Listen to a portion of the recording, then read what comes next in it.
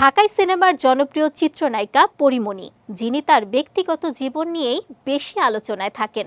ফেসবুকে সবসময় সরব এ নায়িকা প্রায়ই পরী তার ছেলে মেয়ের সঙ্গে সুন্দর মুহূর্তের ছবি কিংবা ভিডিও শেয়ার করেন ভক্তদের মাঝে।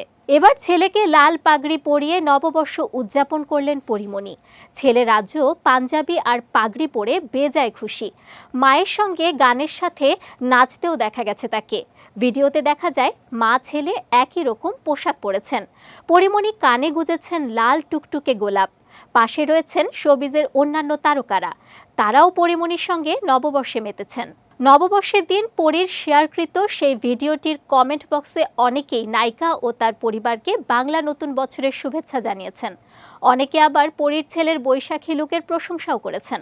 মা ছেলের বৈশাখ দিনের সেই ভিডিওটি ভক্তদের মনে জায়গা করে নিয়েছে।